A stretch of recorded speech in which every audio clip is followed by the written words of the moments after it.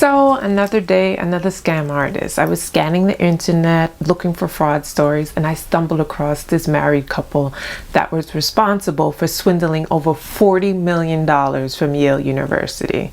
Yes, you heard me correctly, $40 million from Yale, one of the most prestigious universities in the United States, in the world for that matter. But before I get into the particulars, let me introduce myself. This is the Legal Code, and on this channel we discuss a wide range of legal topics, whether that's celebrity shenanigans or how to jumpstart and troubleshoot your small business, or just things circulating in the news that I think you should know about. So if you like that sort of thing, please don't forget to like and subscribe, and of course share with anyone else you think will find value. Also, I would like to introduce that I have some legal coaching spots available, so if you would like the opportunity to work with me one-on-one to troubleshoot areas of your business, to see what your legal blind spots are, or areas that open you up to being sued, there is a link in the description box as well, because I live by the motto of don't sue and try not to sue anyone else, and try not to be sued, because we all sleep better at night when that happens. So again, there is a link in the description box. Now, without further ado, let's get into this salacious story about how Yale University was swindled for $40 million plus.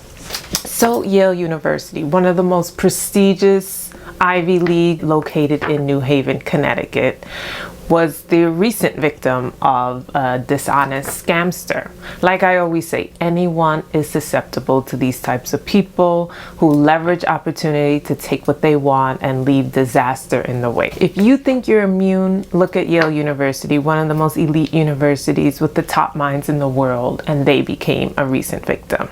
So here's the story. Starting in or about 2013, Patrone would order or have a member of her staff order computers and other electronic equipment from Yale vendors using the Yale School of Medicine's money.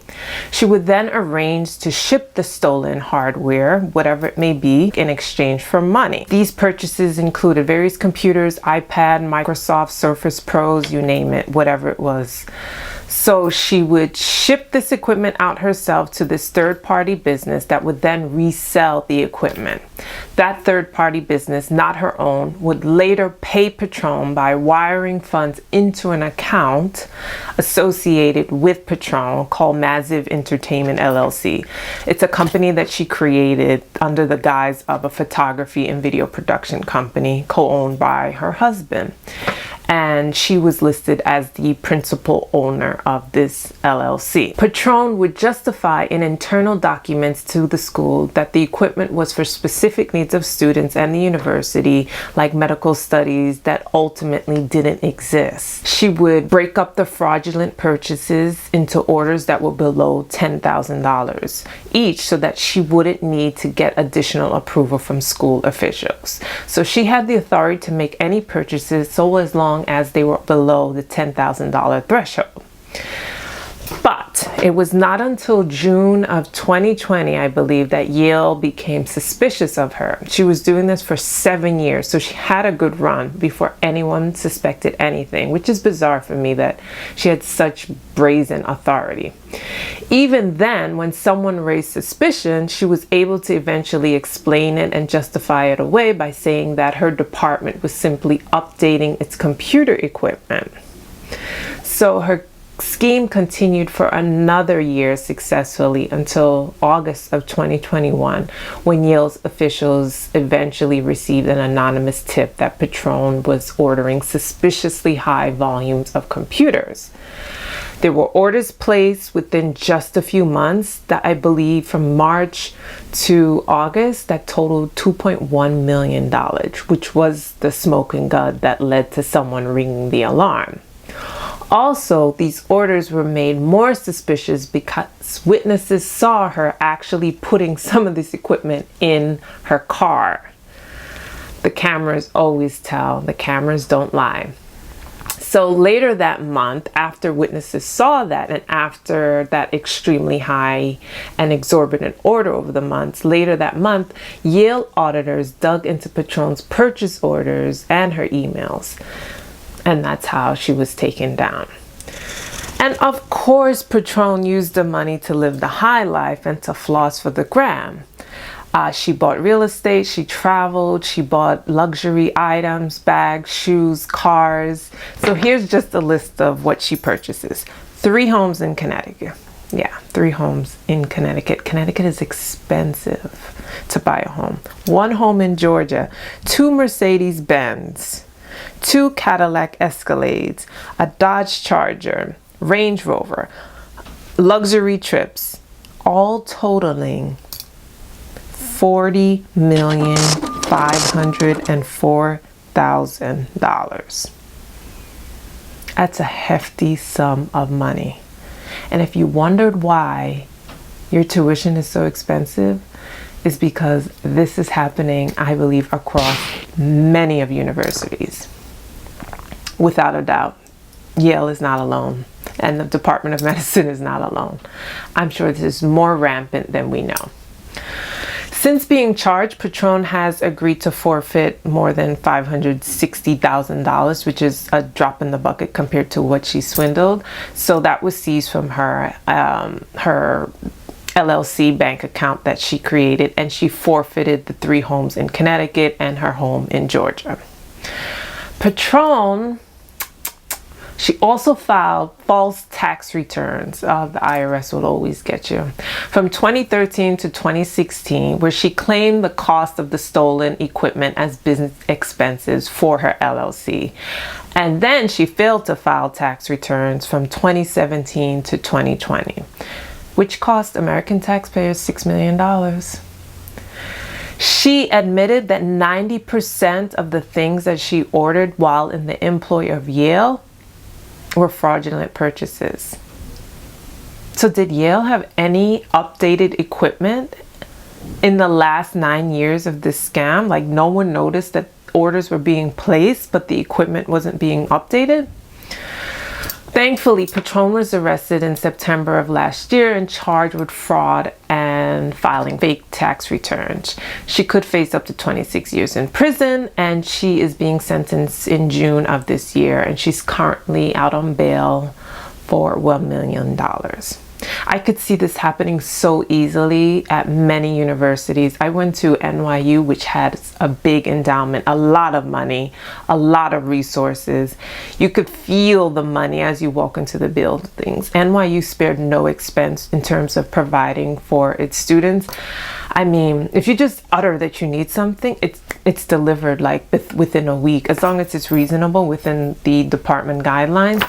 I mean, but there's no limits to providing these resources for their students. These schools have a reputation for supporting of their students and doing anything and everything to provide for this support. So I'm almost certain Yale is not the only school that this is happening to. I'm sure there is misappropriation of funds and theft of property happening so regularly, but it just goes unnoticed because these people have just blatant authority and very little checks and balances. I mean, it happens in the US government. Why can't it happen at Yale, Harvard, Princeton? You know what I mean? So you may be asking about her charges. Why was she charged for wire fraud and why are most white collar crimes where people are charged for wire fraud? Well, here's the thing. Wire fraud is the minimum threshold charge that the feds could use to rope in the criminal. Also, the feds rely on wire fraud to prosecute cases where more specific crimes such as healthcare fraud or bank fraud does not apply. In this case, there was no bank fraud per se, such as writing a bad checks. So the government uses the most minimum charge, the easiest charge to bring in the perpetrator, and then they can tack on the other charges. So to fulfill the charges of wire fraud, all the prosecutors, FBI, whoever has to show is that the person intentionally used some kind of electronic communication, such as phone, email, the internet, for the purpose of committing fraud. Doesn't matter what kind of fraud, as long as they use some sort of electronic device, they satisfied this threshold. It doesn't even matter. So as long as the communication was done as part of the fraud, the government can bring the federal charges and prosecute the crime for wire fraud. In an era of email and cell phones, only in the rarest of cases will the government have any trouble proving that wire communications were used in some way to carry out the crime. So unless the criminal used, I don't know, like messenger pigeon, which is you'll be hard pressed to find, the government satisfies the minimum threshold to charge the perpetrator. It's that easy. So that's the reason why wire charge is always the charge for crimes. Doesn't matter where they happen, whether they happen at banking institutions or educational institutions like Yale, as you can see. So Miss Patrone is heading off to prison. She'll pay restitution, which will lower her sentencing. But in the meantime, they never learn, and they always think they're not gonna get caught, which is why she kept doing it for several years, you know? So hopefully this information has been interesting to you. Let me know in the comments about your experience in university. Did you go to a university where there was a lot of resources thrown around where funds could be misappropriated?